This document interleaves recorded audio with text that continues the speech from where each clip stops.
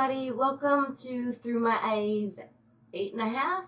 I guess we can just call it, no, we'll call it 8.5 since this is the second half of the vlog I filmed last month talking about what life was like before I got diagnosed with pseudotumor or idiopathic intracranial hypertension, and what led up to my diagnosis. And now this time I want to talk about what happened after that. And I'm sorry it's taken me so long to get the rest of this video put up. I've continued to have some bad setbacks with my health in regards to nerve damage and things like that, things that you have to deal with after having your head opened up. It's been hard for me to put videos up or make videos because I don't feel like, I feel like my appearance isn't where I want it to be, because I can't even brush my hair right now. As you see, it's a total wreck because of the nerve pain in this area of my head.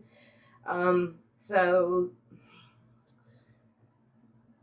that's a whole nother video. Anyway, so I talked about getting diagnosed in my last video, and what it's like. You know, I told you last time that you feel really relieved, you know, when you're told that you aren't dying because they can treat you. And until you realize that, you know, now this is what your life is. This is your everyday. This is what it's going to be like from here on out until the day you die. I mean, it's like life. This kind of life is waking up every day more in pain than the last, until you can't take it anymore and you pull yourself into an ER begging for a spinal tap. I mean, which also hurts pretty badly. So you can, you know, imagine the condition you have to be in to have to ask somebody to push a hypodermic needle into your spinal column. You know, and you feel that, and that's pain, and it hurts. So the needle pushes through the cartilage, and when the fluid starts coming out, it's immediate relief. It's like bursting up from air.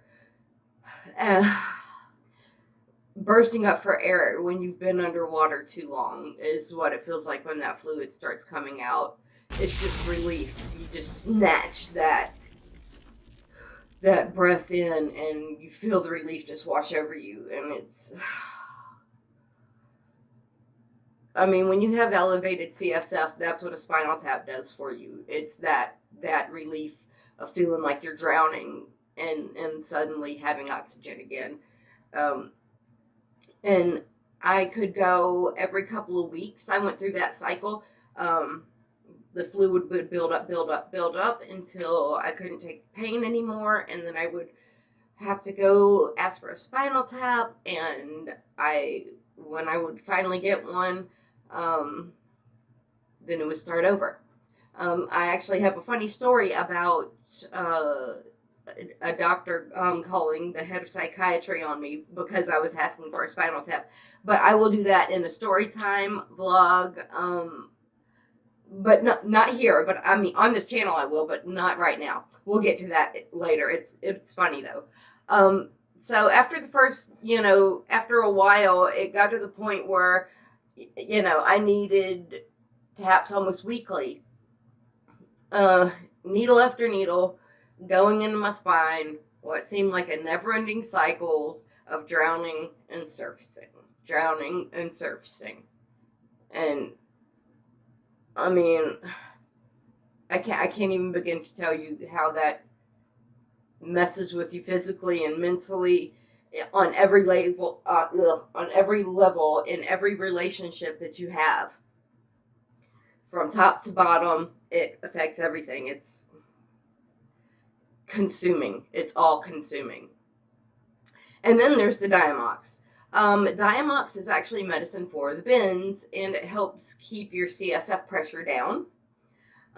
It made me feel like shit. I can't speak to how it made anybody else feel, but as for me, it made me feel awful. Um, then, there was ever increasing doses. As your body gets adjusted to it, your body gets adjusted to taking the medicine, and then you're back again in the same cycle of the fluid building up too high and having to get a spinal tap. The Diamox does slow it down, but like I said, it keeps your doses keep jumping up and up and up. And after a while, I was on such a high dose that they couldn't increase it anymore. And the headache never really went away. Uh, it was there, even on the good days. I could feel it there, eating at the edges of my vision. And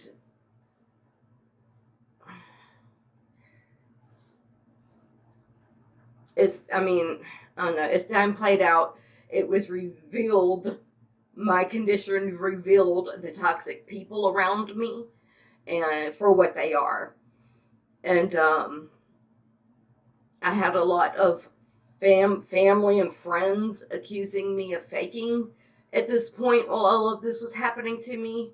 I actually have a video where I talk about that, and I'll link it somewhere here or down here. Um, and so you can see exactly what I'm talking about. But once the doses of Diamox were so high, uh, you're sent to a neurosurgeon to discuss surgical options. My neurosurgeon suggested I have an LP shunt placed to drain the excess CSF fluid from my spine into my abdomen. And the first one uh, pushed out of my spine pretty quickly after they had placed it. I actually had 5 LP shunts, one after another, failing for different reasons.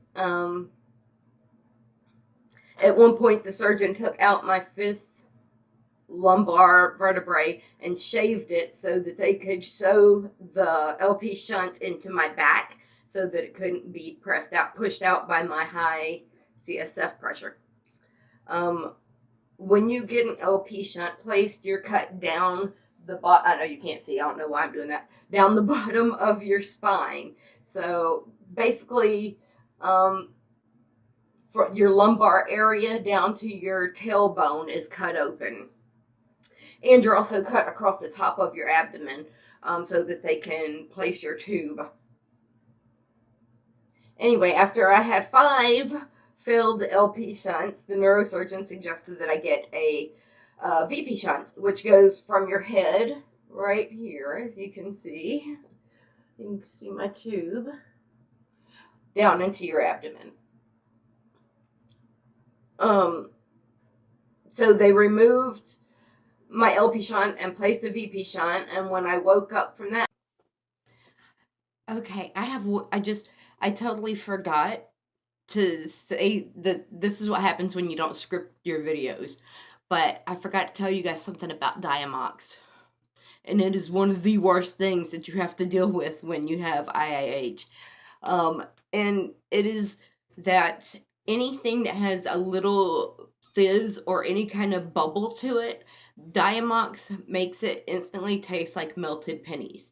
So if you like sodas or beer, which I love, no, you're not going to want to drink it. It tastes horrible. It tastes like you have a mouthful of pennies. Literally, that's all you can taste.